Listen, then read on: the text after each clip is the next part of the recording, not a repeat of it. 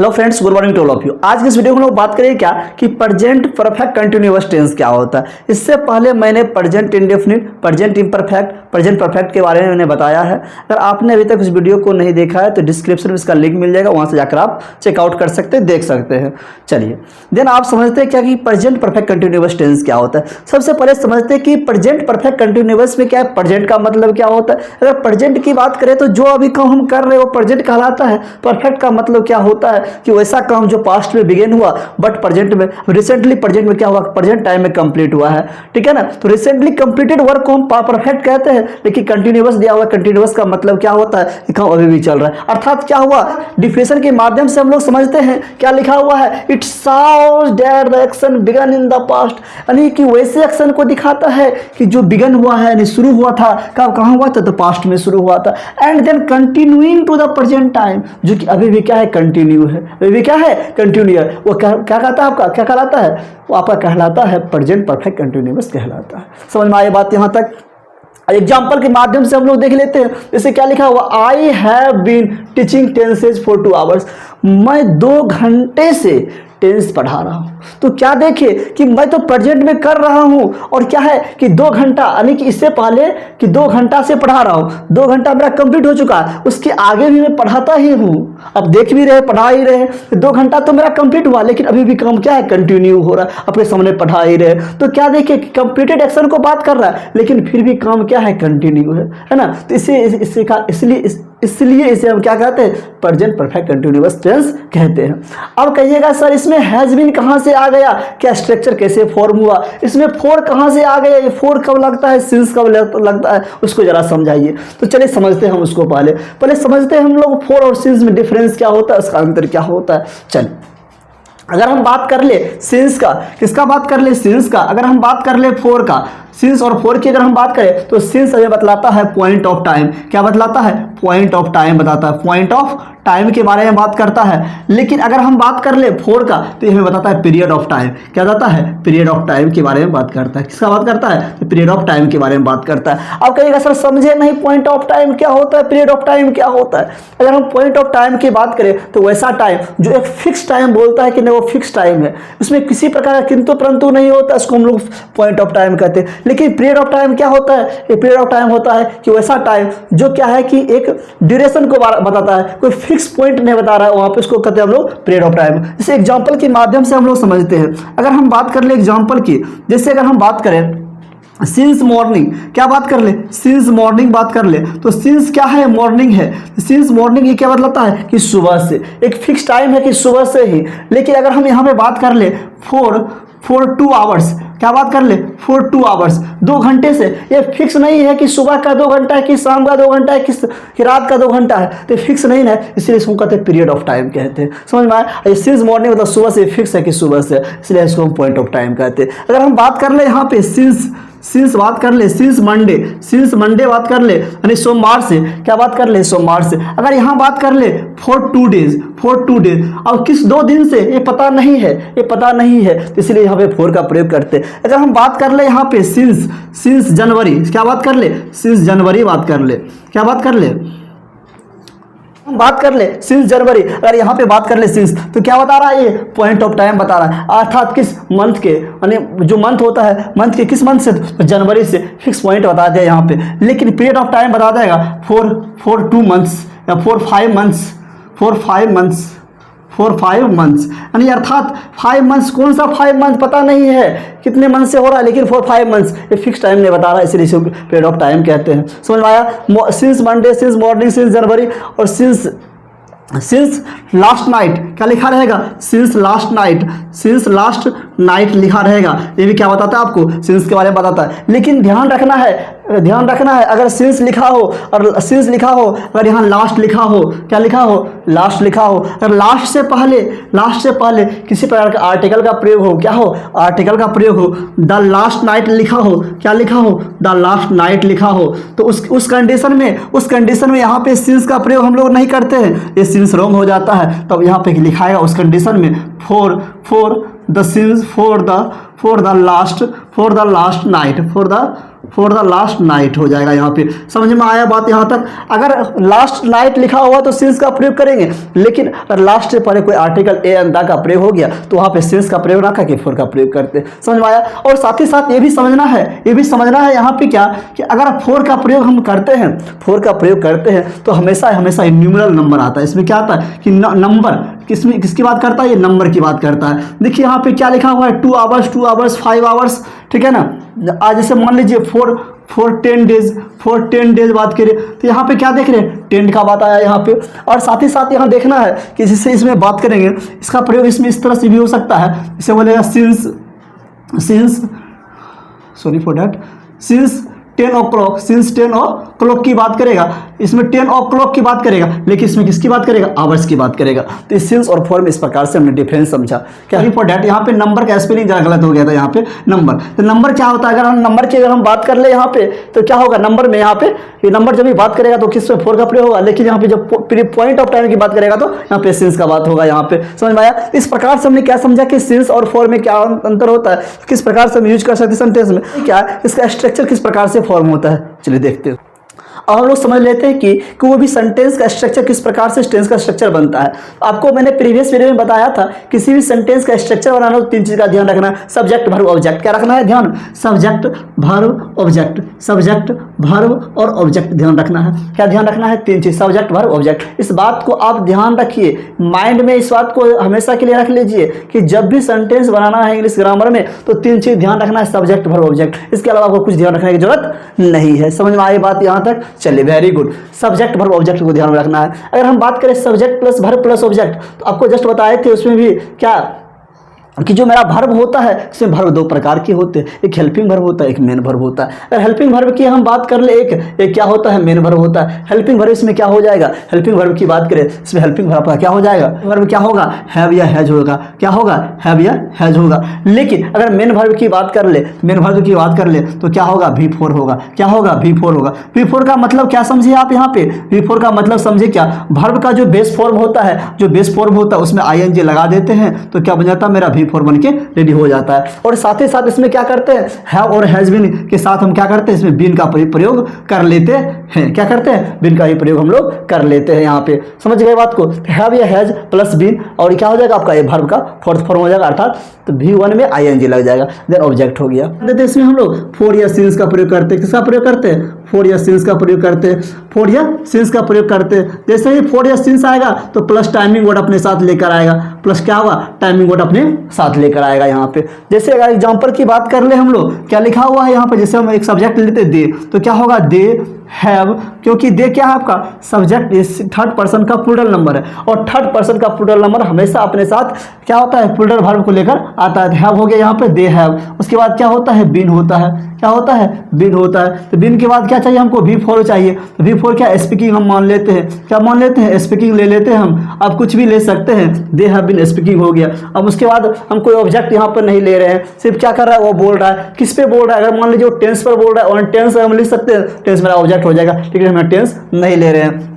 Subject plus यहाँ क्या हो गया? ये सब्जेक्ट हो गया आपका, यहाँ से यहाँ क्या हो गया आपका? ये वर्ब हो गया। क्या हो गया? वर्ब हो गया। देन उसके बाद यहाँ ऑब्जेक्ट होना चाहिए, ऑब्जेक्ट मेरे पास नहीं है। ऑब्जेक्ट अगर नहीं है तो उसके बाद क्या है? फॉर या सिंस है। हम यहाँ पे क्या लिख देते हैं? सिंस लिख देते हैं। क्या लिख देते हैं? सिंस लिख देते हैं। सिंस मॉर्निंग लिख देते हैं। क्या लिख देते हैं? Since morning. सिंस क्या हो गया? हमें ये बता रहा है कि पीरियड पॉइंट ऑफ टाइम बता रहा है, और ये हमें जो मॉर्निंग है ये क्या बता रहा है? टाइमिंग वर्ड बता रहा है। क्या बता रहा है? टाइमिंग वर्ड बता रहा है। क्या समझे? They have been speaking since morning हो गया। आप यहाँ पे समझ में आई बात? यहाँ तक कोई दिक्कत यहाँ तक लेना? चलिए अगर इसके स्ट्रक्चर लिखने की अगर हम बात करें तो स्ट्रक्चर किस प्रकार से इसका लिख सकते हैं? लिख सकते हैं सब्जेक्ट प्लस हैव या हैज। क्या लिख सकते हैं? सब्जेक्ट प्लस हैव या has plus been plus V4 plus object plus for या सिंस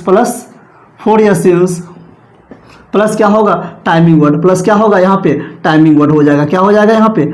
टाइमिंग वर्ड। क्या हो जाएगा यहाँ पे? टाइमिंग वर्ड हो जाएगा। इस प्रकार से हमारा सेंटेंस क्या हो गया? बनके स्ट्रक्चर क्या हो गया? बनके रेडी हो गया। तो क्या किसी को इसमें दिक्कत यहाँ तक में स्ट्रक्चर बनाने में? चलिए नहीं ना। चलिए वेरी गुड। अब समझते हैं इसका नेगेटिव किस प्रकार से बनाएंगे। तो नेगेटिव जब भी हम लोग बनाते हैं इस बात का ध्यान रखिएगा। क्या ध्यान रखना है कि जब भी नेगेटिव बनाएंगे तो हेल्पिंग वर्ब के बाद क्या आएगा? नोट आएगा। क्या आएगा? हेल्पिंग वर्ब के बाद नोट आएगा। हमेशा और हमेशा नोट आएगा। जैसे स्ट्रक्चर की अगर हम बात कर ले, इसका नेगेटिव बनावे यहाँ पे हम क्या होगा, दे हैव। तो ध्यान रखना है ये जो हैव हमारा जो मेन हेल्पिंग वर्ब हुआ, इसी हेल्पिंग वर्ब के बाद नोट लगाना है। दे हैव नॉट बीन, क्या होगा, नॉट बीन, उसके बाद जैसे लिखा हुआ लिख देंगे। They have not been speaking since morning. समझ में आई बात यहाँ तक? कोई दिक्कत यहाँ तक? क्या देखा आपने, हेल्पिंग वर्ब था, इसे हेल्पिंग वर्ब के बाद जस्ट क्या कर दिए, नोट लगा दिए, मेरा नेगेटिव सेंटेंस बन के रेडी हो गया। बिन के बाद कभी नोट नहीं लगाना, इस बात को हमेशा आपको ध्यान रखना है। यहाँ पर मेन में हेल्पिंग वर्ब क्या होता है, हैव होता है, ठीक है ना। चलिए आप कहिएगा सर मेन वर्ब अगर मान लीजिए आप कहते हैं कि हैज ये है मेरा हेल्पिंग वर्ब है, तो बीन कौन सा वर्ब है, जरा इसके बारे में बताइए। देखिए बीन हमारा जो होता है ना, वर्ब का थर्ड फॉर्म होता है, स्पीकिंग वर्ब का फोर्थ फॉर्म होता है। अब क्यों होता है, जस्ट मैंने आपको बताया कि हमारा जो टेंस है ना, प्रेजेंट परफेक्ट कंटिन्यूअस है, अर्थात ही परफेक्ट में V3 हमेशा आता है। जब परफेक्ट है तो V3 आएगा कि नहीं आएगा अपने साथ लेकर, तो इसलिए बीन क्या होता है, क्योंकि बी क्या होता है, बी वाज बीन क्या होता है भैया, बी का अगर वर्ब फॉर्म देखें तो बी वाज बीन, क्या ये वर्ब का थर्ड फॉर्म है कि नहीं है ना, इसीलिए यहाँ पे क्या हो गया, बीन हो गया, और ये V4 हो गया। तो आप क्या देखिए, प्रेजेंट तो है लेकिन परफेक्ट भी और कंटिन्यूअस भी है, सारा का मिक्स इसमें आया। यहाँ पे समझ में आया बात? इसीलिए मेरा मेन वर्ब क्या हो गया, यहाँ पे हैव हो गया। समझ में आया बात यहाँ तक? अगर स्ट्रक्चर की अगर हम बात कर ले तो क्या होगा, यहाँ पे सब्जेक्ट हो जाएगा, क्या होगा, सब्जेक्ट होगा, हैव होगा, क्या होगा, हैव होगा या हैज होगा, प्लस क्या होगा, नोट हो जाएगा, प्लस क्या हो जाएगा, बीन हो जाएगा, प्लस क्या हो जाएगा, वर्ब का फोर्थ फॉर्म हो जाएगा, प्लस सिंस या फोर हो जाएगा, क्या हो जाएगा, सिंस या फोर हो जाएगा, प्लस क्या हो जाएगा भैया, टाइमिंग वर्ड हो जाएगा, क्या हो जाएगा, टाइमिंग वर्ड हो जाएगा। इस प्रकार से मेरा सेंटेंस बनके क्या हो गया, रेडी हो गया, स्ट्रक्चर बनके क्या हो गया, रेडी हो गया। समझ में आई बात यहाँ तक? चलो हम देख लेते हैं इंट्रोगेटिव सेंटेंस किस प्रकार से इसका बनेगा, स्ट्रक्चर किस प्रकार से बनेगा। इंट्रोगेटिव जब भी हम लोग बनाते हैं भैया, इस बात का हमेशा आप ध्यान रखिएगा कि क्या ध्यान रखना है, ध्यान ये रखना है कि हेल्पिंग वर्ब क्या हो जाएगा भैया, हेल्पिंग वर्ब क्या हो जाएगा, हमेशा बाहर हो जाएगा। हेल्पिंग वर्ब क्या होगा, बाहर होगा, उसके बाद आपका सब्जेक्ट लिखाएगा। हेल्पिंग वर्ब बाहर निकल कर क्या होगा, सब्जेक्ट लिखाएगा उसके बाद। समझ में आई बात यहाँ तक? कोई दिक्कत? चलिए वेरी गुड। अब समझ लेते हैं हम लोग क्या हेल्पिंग वर्ब जब बाहर करेंगे हम लोग, तो यहाँ देखिए हेल्पिंग वर्ब इसमें क्या है, हैव है, क्या है, हैव है। तो हैव को हम क्या कर देंगे, बाहर कर देंगे, क्या कर देंगे, बाहर कर देंगे। तो क्या होगा, हैव दे, क्या होगा, हैव दे बीन, नेगेटिव नहीं है इसलिए नोट नहीं लगाएंगे, have they been speaking, have they been. जैसे देखिए हैव को हमने बाहर किया और जो चीज़ लिखा हुआ है नोट को छोड़कर सारा चीज़ को लिख देना है। तो हैव लिखे, दे लिखे, बीन लिखे, और उसके बाद क्या लिख देंगे हम लोग, स्पीकिंग लिख देंगे। Have they been speaking, have they been speaking, have they been speaking since morning, have they been speaking since morning. अब ये इंट्रोगेटिव है तो यहाँ पे क्या कर देंगे, हम क्वेश्चन मार्क देंगे, और इसे एस नो क्वेश्चन भी कहते हैं। चले वेरी गुड। स्ट्रक्चर की अगर हम बात कर ले, स्ट्रक्चर क्या हो जाएगा यहाँ पे, हेल्पिंग वर्ब क्या हो जाएगा, हेल्पिंग वर्ब में क्या होगा, हैज या हैव, क्या होगा, हैज या हैव होगा, प्लस सब्जेक्ट होगा, प्लस बीन होगा, प्लस V4 होगा, प्लस सिंस या फोर होगा, प्लस सिंस या फोर होगा,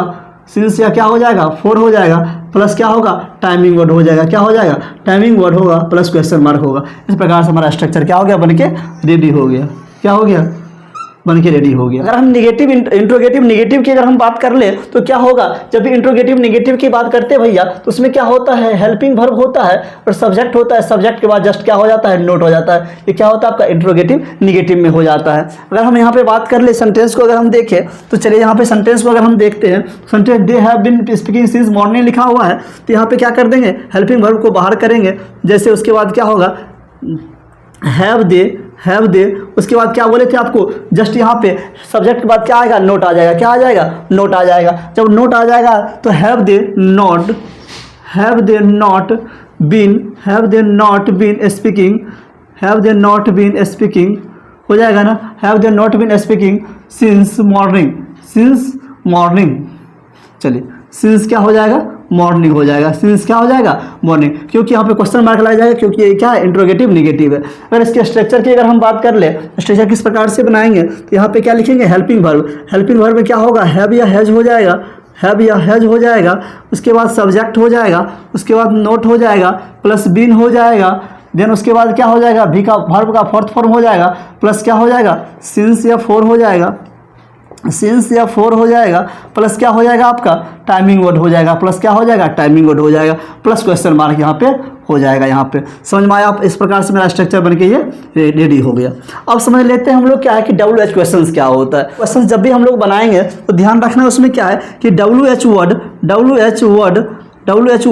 प्लस क्या होगा, हेल्पिंग वर्ब अपने साथ लेगा, प्लस ये सब्जेक्ट लेगा, प्लस क्या लेगा, ये सब्जेक्ट लेगा। तो इसको ध्यान रखना है कि WH वर्ड जब भी सेंटेंस बनाएंगे तो WH word plus helping verb plus subject होता है। क्या होता है? प्लस सब्जेक्ट होता है। चलिए देखते हैं इसको हम लोग। देखिए अगर हम बात कर ले इसी सेंटेंस को, अगर देखें यहाँ पे तो क्या लिखा हुआ है, have they not been speaking since morning. तो यहाँ पे हम WH जो लिखा हुआ सेंटेंस है उससे पहले सिर्फ हम लोग WH लिख देंगे, वर्ड लिख देंगे। जैसे मान लीजिए वेन, क्या लिख दिए यहाँ पे WH वर्ड वेन लिख दिए। तो वेन के बाद क्या हुआ, हेल्पिंग वर्ब चाहिए। हेल्पिंग वर्ब क्या लिखा हुआ है, हैव लिखा हुआ है। वेन हैव दे, यहाँ पे नेगेटिव सेंटेंस नहीं है, ये ओनली WH क्वेश्चन है। WH नेगेटिव सेंटेंस नहीं है, WH क्वेश्चन है तो नोट नहीं लगेगा यहाँ पे। तो क्या होगा, have they note, sorry have when have they, उसके बाद नोट को हटा देंगे यहाँ से, सिर्फ क्या आ जाएगा यहाँ पे, बीन आ जाएगा। क्या आएगा, बीन आएगा। उसके बाद क्या आ जाएगा, स्पीकिंग आ जाएगा। क्या आएगा, स्पीकिंग आएगा। उसके बाद क्या आएगा, सिंस क्या आ जाएगा, मॉर्निंग आ जाएगा। सिंस मॉर्निंग आ जाएगा। समझ में आया बात यहाँ तक में?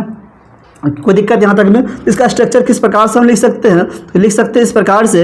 अपने आप लोग तो समझ गए स्ट्रक्चर किस प्रकार से लिखते हैं। आप लोग कमेंट कीजिए इसका स्ट्रक्चर किस प्रकार से हम लोग लिखेंगे, ठीक है ना। चलिए हम लिख देते हैं बोर्ड पे, आप लोग उसको देख सकते हैं। पहले आप कमेंट करके, पहले वीडियो को पॉज करके आप लोग जरूर इसका आंसर दीजिएगा, देन उसके बाद आप लोग लिखिएगा, ठीक है ना।